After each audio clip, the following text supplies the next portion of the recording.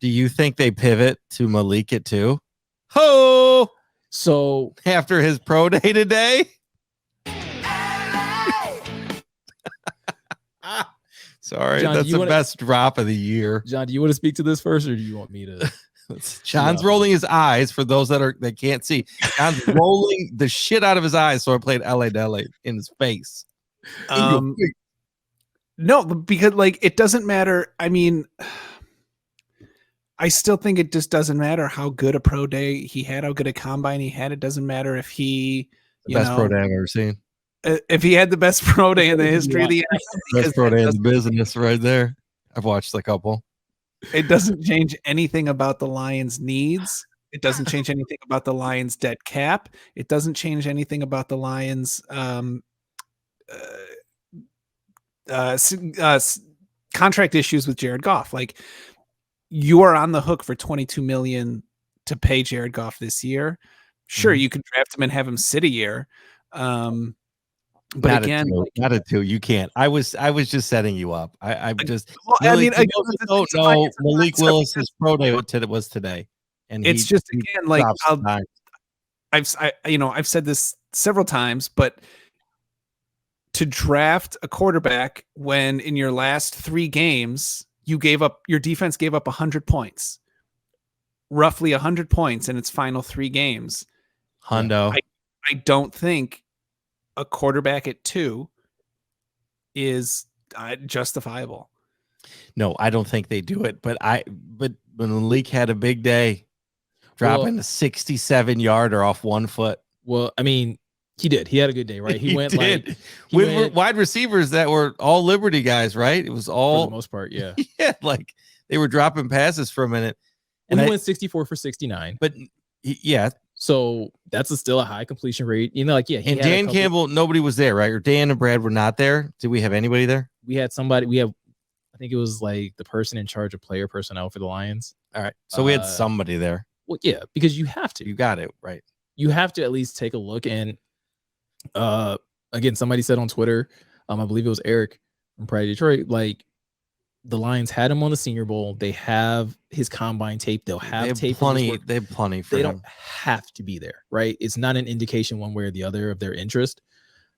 So this is what I'll say.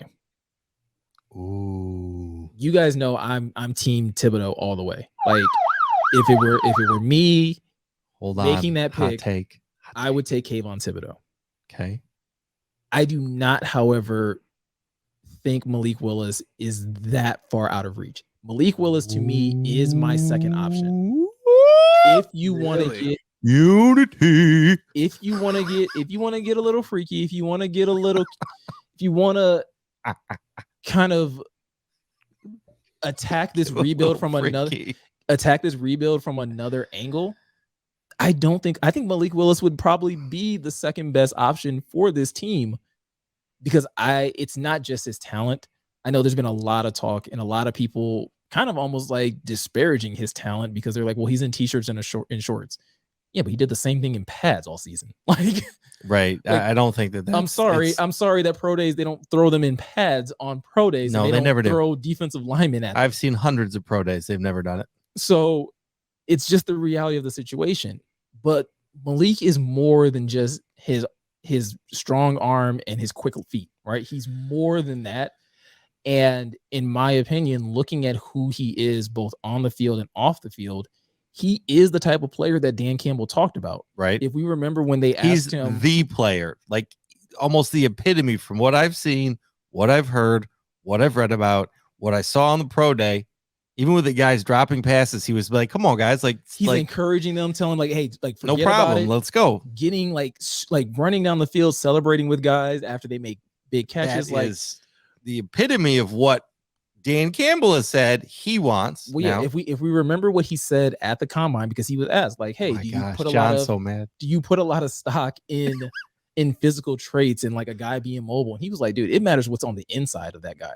Can I trust that guy? Can I believe that guy is going to dig deep and be able to gut it out and things like that?" And so it's like Malik fits that, and not just for Dan Campbell, but I think he fits that for this team where, again, yes, he has the physical tools, but his character speaks volumes to me.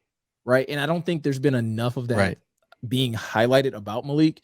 There was a clip that Liberty Football put out, and Malik's like walking after his workout, and he's getting ready to go like meet with the media, and like you can hear somebody like kind of like laughing at him or like just kind of like talking to him, and he's just like, Malik's just like, man, I don't know why.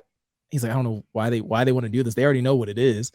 They already know what I'm going to talk about. And the guy was like, whoever's filming is like Jesus, and he was like, yeah, like it's all God. And to me, that is a quality of Malik that doesn't. Not that I'm expecting media outlets to highlight his faith or that aspect of him, but it is a core part of who Malik is. Right. And it's been very evident if you're paying attention to him when he speaks. I caught first wind of it during the Senior Bowl when he was on the sideline, and they were like, hey, what's been the best part of doing this? He could have talked about the coaches. He could have talked about competing. He could have talked about the other players. He was like, honestly, man, it's been just awesome to get around other believers and be able to share my faith and talk about my faith with people and this, that, and the third. And it's just like, wait, what? Like, dude, you're on a job interview. Yeah. You're essentially on a job interview, and you are sitting here being true to yourself and being like, but this is what's important to me. Yeah. And I told you guys, like, for somebody that is very passionate about his faith as well, in the same sense that Malik is, like, this is awesome to see.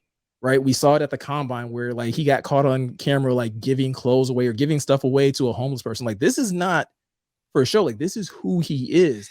So if you were to tell me that this is who the Lions want to take, I have a hard time being like, nah, this is probably not the right pick. I believe in his talent, first of all, which is very similar to Kayvon, right? Yeah. One of the reasons I'm huge on Kayvon is I believe in Kayvon's talent.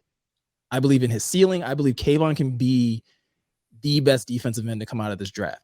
I believe the same thing about Malik. I believe Malik could be the best quarterback to come out of this draft. And on top of that, he has impeccable character. Like, he's a guy that you can hand the keys over to. And this is not a shot at Deshaun Watson, but like you're pretty confident that he's not going to be in a situation like that. You're pretty confident that he's not going to pull a Baker Mayfield. You're like pretty confident. I mean, like, you don't know. Yeah, people change, and you never know what. But I would put money on he doesn't. Like, you know what I mean? Like, you never know, but it doesn't look that way. To me, I don't know how big of a conversation the Lions are realistically having. But if they turned in their card on April 28th, and with the second overall pick, the Detroit Lions pick Malik Willis, I would not be mad. No, not at all. I would be just as excited as if it was Kayvon Thibodeau, because I'd be like, one, it's a clear sign, and I've been saying this from jump. It's a clear sign that they noticed that quarterback needed to be upgraded. Well, regardless of how you feel about Jared Goff, regardless of how you feel about how he performed in the second half, they still sat back and looked at the entire season and said, this isn't good enough.